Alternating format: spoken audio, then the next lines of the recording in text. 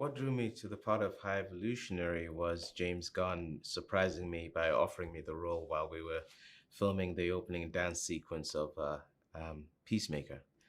Um, and so, as, as soon as he did that, I was always going to say yes because I love him as an artist and a collaborator, and it seemed like a great challenge.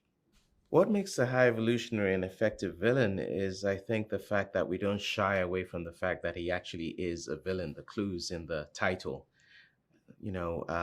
Sometimes we're so eager in movies to kind of find the villain sympathetic that we veer away from the fact that these are bad people. These are people doing some pretty horrendous stuff, and this guy does some seriously horrendous stuff. So I think he's very effective because it reminds people about the cruelty that we're capable of, the cruelty towards those that are more defenseless than we are, reminding us of that, reminding us of the necessity to keep a watch out for these sort of people. And I embrace that fully. It's fun to play as a villain. And so I think he's effective because we're actually seeing someone in this movie who is not likable. And I loved it as a challenge because I was like, can I still play that truthfully? Can I truly be unlikable, embrace that, and still have some level of maybe comprehension as to why I'm doing what I'm doing? And that's the real challenge. You don't have to like me, but do you understand why I'm doing it? And that's very fun to play. Tell us about working with the Guardians cast. What stood out to you about them? Working with the Guardians cast, it was quite extraordinary because they were all such warm people. These are superstars that I was watching on my IMAX, giant, personalities and talents. And it's very unique to work with a group of people who are so well known, so successful, but also so down to earth. And I think James really surrounds himself with people that are very much down to earth. So coming into such a big job, it didn't feel like such a big job because they were so welcoming. I didn't feel any pressure. The only pressure I felt was the pressure I gave myself to justify James's choice in me. Tell us about your costume. Does it evoke with the character? My costume describing it is that it's so regal. It's a regal purple. It really evokes the nature of the character and the sort of essence of the character as someone who glides through a space and is noticed and sort of is above it all. And the work that Judiana Makovsky and Legacy and everyone that put work into making the costume work for me also. Like they were like, are you comfortable with this? Is it too heavy? How do we make it look good? Does it look slick enough? Right down to the elegance of it. And I think they sort of really molded it around what I was doing and it really helped. But I came into it and the first day I was there and they put that costume on me, I was like, oh, okay.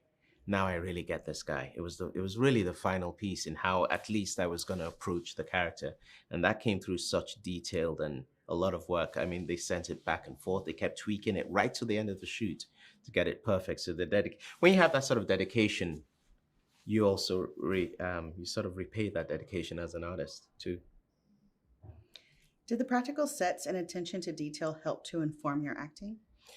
The practicality of the sets, the fact that I was seeing in front of me what my character was supposed to be seeing really helped my performance because I didn't have to do as much imagination with CGI or looking at a green screen. It was very tactile and actually there. Beth Mickle, who designed the set, did such a great job with that. So I was able to get a sense of the grandeur of this guy's world, especially his lair, as it were, this raised desk and everything, and to look down on everyone. And for an actor, that's very helpful because one of the things we forget to do is actually see. We're so stressed about the performance, we don't actually look around our surroundings sometimes on stage. So it's wonderful to come and actually see everything I'm going to be using and my domain. It added to the psychology of the character.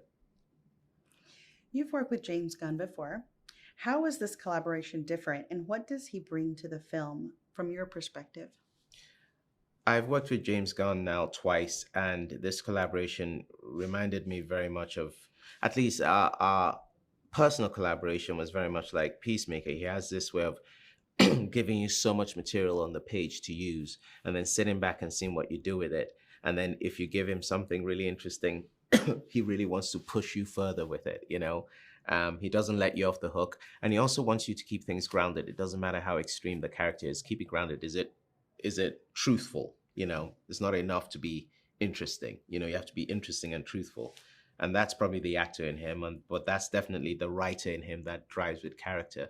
So again, he demanded in his own way that you be truthful to the role, you know, and have fun doing it, which is really really a big part of working with James, you know. This is your first time on the Marvel Studios production. What impressed you most about their process? This is my first Marvel movie, and what I found most impressive was how, certainly in this situation, how despite being this massive mammoth organization, how when it came down to making the movie, it was James's domain and his crew's domain and his team's domain, and a sense that this is your story, go tell it, and we'll give you the support you need. And so I felt very much like, although it was the world was telling me this is a massive thing you're stepping into, there was something kind of domestic about it, in the sense that when the bell rang and we got to work, we just got to work. You know, there was no external noise. We were able to create this story, you know, and I really enjoyed the intimacy that actually existed there. What can audiences look forward to when they see this film? Audiences can look forward to a lot of the very things they've always loved the Guardians about. If you love the laughter, the camaraderie, the joy, the humanity, you're going to get that, but you're going to get it tenfold. This is the third act of their lives, and in life in general, the third act is always informed by the fact that we've lived life, that we've had loss, we've had joy, we've had death, we've had happiness, we've had sadness. So all of that comes into it. So we're still seeing our guardians, characters we love, but they're living things a bit more deeply, you know, in this chapter. And of course, you have the fact that, you know, welcome the high evolutionary. So I think that's going to add some spice to it.